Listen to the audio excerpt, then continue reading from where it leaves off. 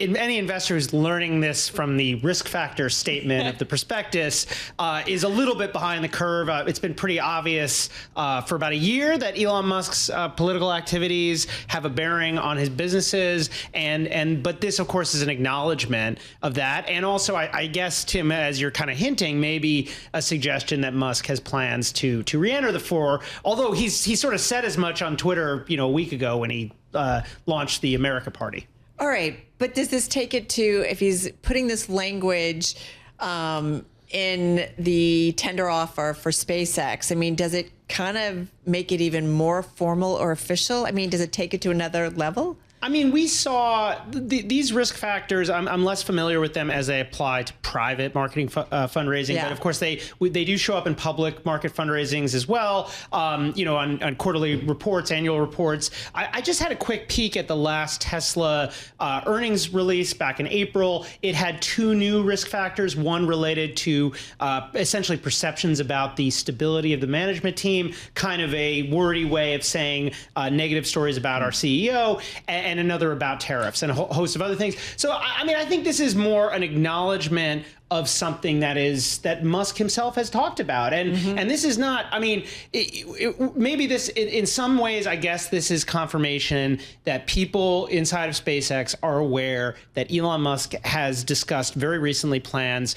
to continue his political journey, and this is a reflection of that. But how that journey could look might be a lot different than what that journey was over the last year or so, given the very public fallout that he's had with President Trump. Do you think it would take the form of a new political party and supporting candidates, perhaps Democrats and Republicans, who maybe want to slash the deficit? Well, we've talked about this a lot. We've talked about this here some and also on the Elon Inc. podcast. I think there are reasons to be somewhat skeptical of a political party in the formal sense, like another effort to start like a reform party or some true alternative. I think the idea of Elon Musk somehow trying to formalize this political movement, in the same way that the Tea Party is not an actual political party, it's like a constituency of voters. You could imagine something like that. And what Musk has said is, or hinted at the very least, is a plan to back certain candidates in the Senate and in Congress,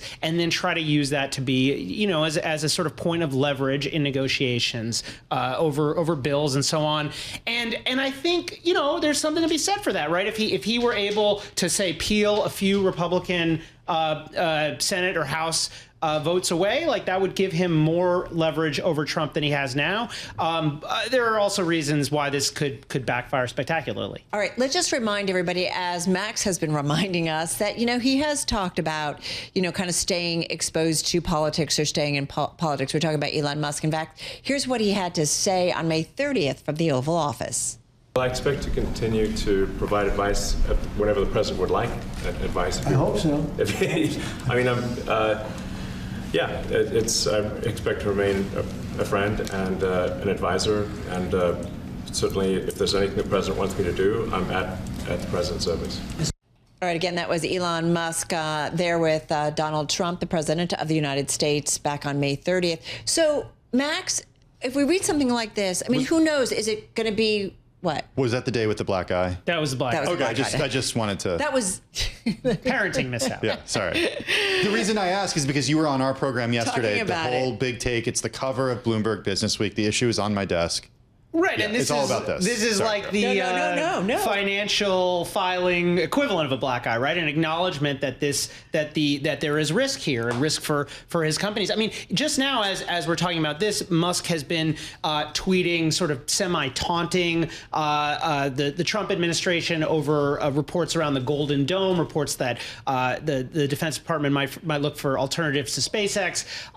So he's obviously moving into a sort of different position relative to the Trump administration. I'd say it's kind of similar to the one he had with the Biden administration, although, of course, Musk's politics have changed quite a lot since then.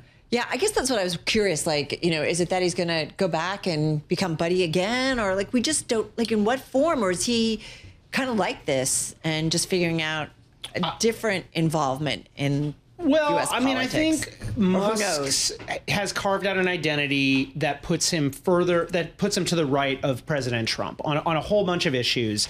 You brought up the deficit, but of course he talks all the time about, identity politics, about sort of cultural issues, always, taking a more or less right-wing position, and that's kind of where his fandom is, and that to the extent that he has a political platform, I'd expect it to be a right-wing platform, further to the right than the Republican Party for sure. But of course, there's also an element of self-interest, right, where a lot of his positions coincide with the interests of his companies. His companies, as I've said a bunch of times on this program and others, are either heavily regulated by the U.S. government or dependent on government contracts. So it's going to be my guess, and my supposition would be some combination of Musk's own political interests and fixations, along with self-interested policies. So you could imagine very conservative on cultural issues, perhaps, but probably like a little bit less conservative on the question of funding green technology companies and so on, because of course that's what Tesla is to some extent.